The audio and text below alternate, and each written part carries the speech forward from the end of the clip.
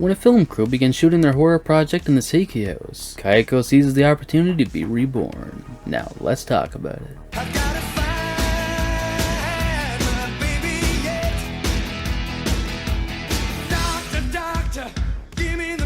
Unlike the first film where it just felt like Rika was supposed to be the main character, I think here, Kyoko, who is unrelated to the last Kyoko from Curse, actually seems to be the character. So yeah, I know they always follow a group of people who are all connected in some way, but in Grudge 2, the main focus seems to be on her. And like I said, not to be confused with Kyoko from the Curse films. I didn't realize until doing some research, but I guess Grudge is in the same universe as Curse. I always thought the Japanese Grudge films were a reboot of Curse, but after a scene in Grudge 1 that felt pretty familiar, I looked into it, and it's a scene from Curse 2. So yeah, that's pretty cool. Moving on, Kyoko is a pregnant actress who primarily works in the horror genre. By the time the movie begins, they're leaving a shoot at the Seiki house, and we watch as she and her fiancé get into a car accident, claiming the life of her baby. No, she doesn't lose it exactly, but it's Kayako's now. Kyoko's man ends up in the hospital, and we watch as she goes about her life as best she can, while worrying about the fate of her husband-to-be, and everyone around her starts dying.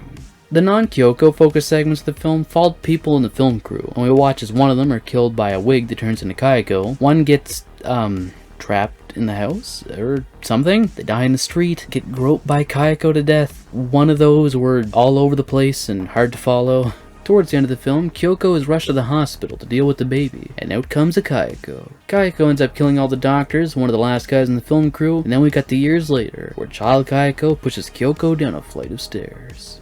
This installment is very different from the previous three, and it's possible some people might be put off by Kayako allowing Kyoko to survive so she can be reborn. And I mean, to be honest, I didn't really see the point in that myself. She didn't really seem like a ghost that yearned for that. It's still really fun though. It may not have the best kills or creep factor that the last few films have had, but it's still worth the watch. In the end, I'd rate 2003's Ju-On the Grudge 2 an 8 out of 10. If you've seen this movie, I'd love to hear your thoughts on it down in the comments below. Thank you for watching, and I'll catch you next time. Have a nice day. Looking for more horror fun? You're goddamn right. Then check out the VHS comic book series, a parody of the horror genre that follows the lives of 3 teens as they fight to survive a horror movie, where every day is loaded with blood, boobs, and buds. The first 2 issues can be found in the description below. I was obsessed with